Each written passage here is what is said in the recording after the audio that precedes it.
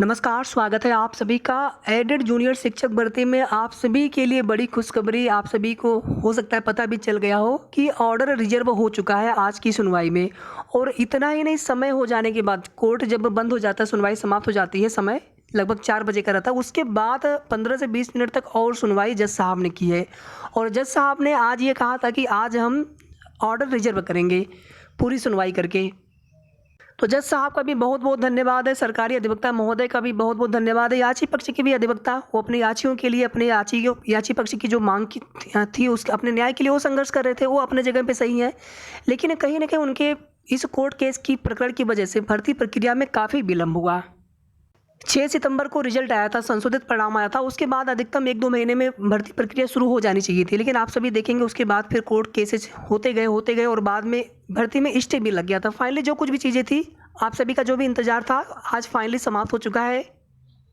और इसके लिए सभी संघर्षरत सभी साथियों को प्रत्यक्ष अप्रत्यक्ष रूप से बहुत सारे साथियों ने इस मुहिम में साथ दिया। आप सब लोग अपने स्तर से प्रयास कर रहे थे, सबका बहुत बहुत धन्यवाद है। चाहे धरना देने वाले हमारे साथी हो, चाहे लीगल टीम के थर्ड पार्टी के साथी हों, उनके अधिवक्ता हों, सरकारी अधिवक्ता महोदय हों, और जज साहब का भी बहुत बहुत आभार है। आप सभी जानते हैं कि अगर यहाँ पर सुनवाई नहीं हो पाती मई के महीने में, तो सीधे फिर जुलाई की डेट लगती है। उसके बाद फिर अगर कहीं फिर से बेंच में बदलाव होता, जैसे पहले भी बीच में आप देखेंगे बेंच में बदलाव हुआ था फरवरी में, मार्च में, अगर फिर से ऐसा कुछ होता तो फिर से नए सिरे से मामले की सुनवाई करनी पड़ती।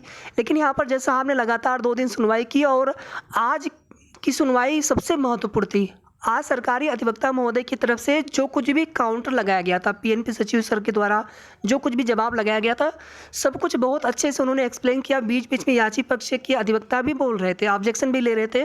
और एक पॉइंट अगर आप देखेंगे कि जो विषय वाला मामला था, आप देखेंगे उसमें कुछ गोले ऊपर थे, कुछ गोले नीचे थे, बीच में एक पार्टीशन ऐसे किया गया था, तो उसको भी वहाँ पर आधार बनाया गया। जबकि वहाँ पर सीएससी सर ने स्पष्ट कहा कि इसका कोई मतलब नहीं होता, ये चीज़ें ऐसे आप नहीं कह सकते हैं कि उसकी वजह से गोला बनने में गलती हुई। स्पष्ट निर्देश दिया रहता है कि आपको अच्छे से पढ़ करके, और बिल्कुल कोई भी अगर आपको दिक्कत हो आप पूछ भी सकते हैं। तो इस तरह से आपको अच्छे से गोला भरना होता ताकि कोई भी आप गलती ना करें। और आप देखेंगे जज साहब ने भी ये टिप्पणी की थी कि आप भावी शिक्षक हैं तो आपको कम से कम गोला भरने तो आना चाहिए, कोई भी गलती आपसे नहीं होनी चाहिए। तो यहाँ पर देखिए किसी का विरोध नहीं है, जो भी याची पक्षी, हमने सुबह भी कहा था कि अगर हम उनकी जगह पे होते, आप उनकी जगह पे होते, तो आप भी यही सोचते कि हमें न्याय मिल जाए। जो भी हमसे अनजाने में मिस्टेक हुई, कुछ साथियों ने यहाँ तक कह दिया था कि इन्विजिलेटर जो वहाँ पे थे एग्जाम के समय, उनके कहने पर उन्होंने गोला भर दिया था। जैसे भी गलती हो गई हो, लेकिन गलती वहाँ पर हो गई उनसे।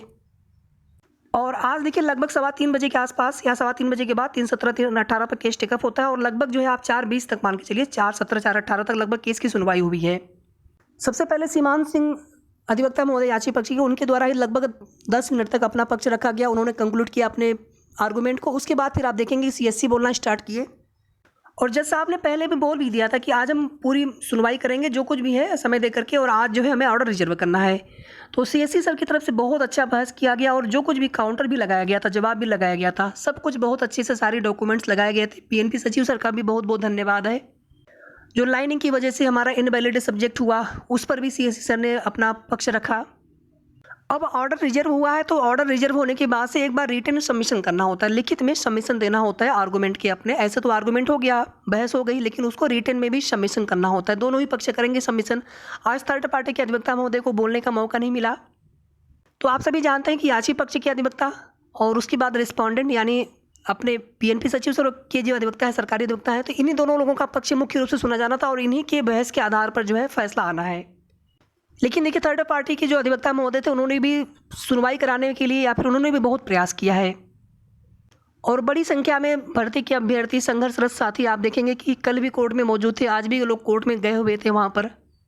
और कुल मिलाकर के सीएससी महोदय के द्वारा, सरकारी अधिवक्ता महोदय के द्वारा जो कुछ भी पक्ष रखा गया और जो कुछ भी काउंटर लगाया गया था, जज साहब उस पर काफ़ी हद तक सहमत दिखे।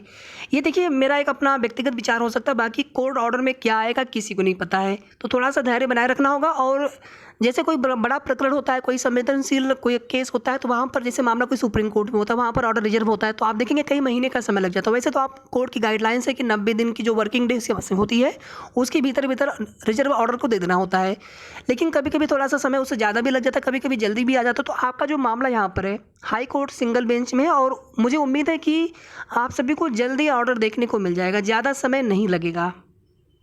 हालांकि आगे जून की छुट्टियां हैं, और आप सभी ये भी जानते हैं कि जज साहब ने ये भी कहा था कि भर्ती प्रक्रिया में काफ़ी देरी हो चुकी है, तो भर्ती यहाँ पर जल्दी शुरू हो। विद्यालयों में शिक्षक नहीं है, तो जज साहब ने इसीलिए पहले ही उन्होंने मूड बना लिया था कि अब जो है पूरी सुनवाई, पूरा मैटर ही फाइनल करेंगे। इसीलिए आप देखेंगे इसके पहले जब स्टे वाले पर जब ये पूछा गया था जज साहब से कि उस पर कोई इंस्ट्रक्शन दे दीजिए, तो उन्होंने यही कहा था कि हम कोई मैटर आधा अधूरा नहीं सुनेंगे, पूरा मैटर ही फाइनल करेंगे।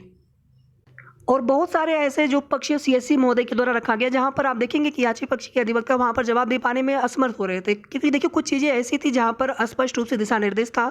संशोधित रिजल्ट, एक बार अगर रिजल्ट आया, मान लीजिए क्योंकि उसमें रिजल्ट जांचने में ही गलती हुई थी, दोबारा रिजल्ट सही है, इसको लेकर के आप देखेंगे पहले कोर्ट के स्पष्ट गाइडलाइन थी, कोर्ट के ऑर्डर समय समय पर जो भी चीज़, जो भी प्रक्रिया चल रही थी, चाहे जीओ आया हो, दोबारा रिजल्ट जारी करने को लेकर के सब कुछ कोर्ट ऑर्डर के अनुसार प्रक्रिया की गई थी। अब चूंकि यहाँ पर ऑलरेडी भर्ती में बहुत देरी हो चुकी, भर्ती जल्द होना चाहिए, तो इसके लिए यहाँ पर काफ़ी ज़्यादा संभावना है कि जज साहब की तरफ से जल्दी ही फैसला सुना दिया जाए।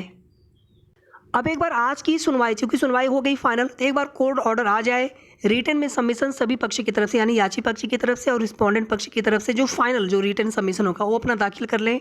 हालांकि पहले से ही आप देखेंगे कि सभी पीएनपी सचिव सर की तरफ से अपना काउंटर लगा दिया गया था, और इसके बाद रिजॉइंडर भी आया था, तो दोबारा से यहाँ पर रिटन सबमिशन जो कुछ भी उसमें करना होगा वो उसके लिए भी एक समय मिलेगा, और उसके बाद फिर कितना समय लगता है जज साहब को ऑर्डर देने में, अब ये देखिए पूरी तरह से जज साहब के ऊपर निर्भर है। हो सकता है कि ऑर्डर बहुत जल्दी दे दे, हो सकता है कि थोड़ा समय लग जाए, महीने भर का समय लग जाए, 1.5 महीने का समय लग जाए, क्योंकि आगे जो है गर्मियों की छुट्टियां भी है, कोर्ट बंद भी रहेगा, उसकी वजह से थोड़ा अगर समय लगना होगा तो उसी की वजह से समय लगेगा। हालांकि छुट्टियों में भी ऑर्डर लिखे जाते हैं और ये जज साहब के ऊपर निर्भर होता है। ऑर्डर भले ही डिलीवर ना हो पाए, भले ही ऑर्डर न सुनाया जाए छुट्टियों में, लेकिन छुट्टियों में भी ऑर्डर लिखे जाते हैं।